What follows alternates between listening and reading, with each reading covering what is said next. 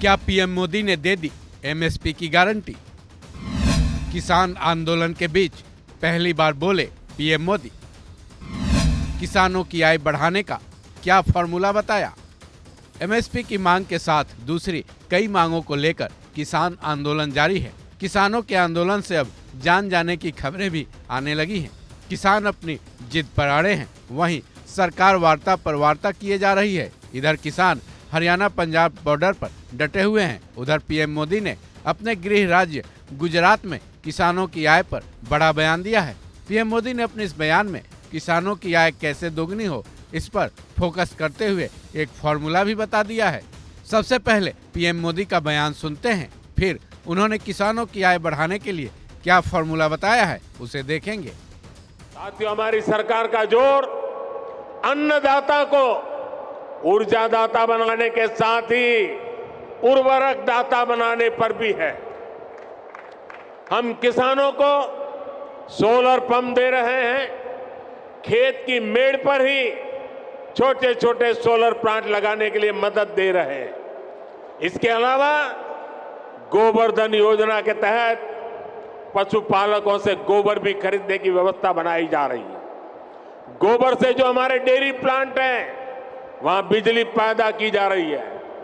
बदले में जो जैविक खाद बनती है वो वापस किसानों को बहुत कम कीमत में उपलब्ध हो रही है।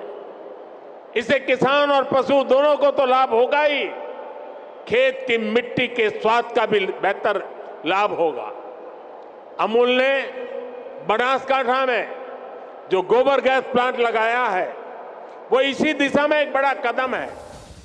तो सुना आपने, पीएम मोदी ने किसानों को अन्नदाता से ऊपर उठकर ऊर्जादाता और उर्वरादाता बनने की सलाह दी है। चलिए अब जानते हैं पीएम मोदी का वो फॉर्मूला जिसके आधार पर वो किसानों की आय बढ़ाने का दावा करते दिख रहे हैं। पशुपालन, मधुमक्खी और मछली पालन करें, दुग्ध उत्पादन की तरफ भी ध्यान दें। धान, गेहूं और गन्ना मिलकर भी डेयरी का मुकाबला नहीं कर सकते। किसान कृषि उद्यमी बने। चलो ये मान भी लिया जाए कि पीएम मोदी के इस फॉर्मूले से किसानों की आय में बढ़ोतरी हो जाएगी और किसान खुशहाल हो जाएंगे। लेकिन क्या किसानों को अब अनाज उगाना बंद कर देना चाहिए? अगर ऐसा हो जाता है तो जरा सोचिए, आखिर देश में अनाज कहां से आएगा? और क्या लोग केवल दूध पीकर ही गुजारा करेंगे, शहद खाकर ही जी लेंगे? ये तो बिल्कुल संभव नहीं है। फिर जब अनाज उगाना किसान की जरूरत है तो एमएसपी की गारंटी तो देनी ही चाहिए, जिसका वादा, दावा और न जाने क्या क्या पीएम मोदी ने सरकार में आने से पहले और 3 साल पहले भी दिया था।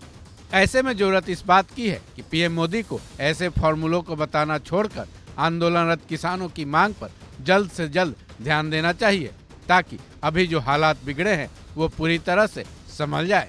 इस खबर में बस इतना ही। बाकी अपडेट्स के लिए जुड़े रहें वन इंडिया हिंदी के साथ।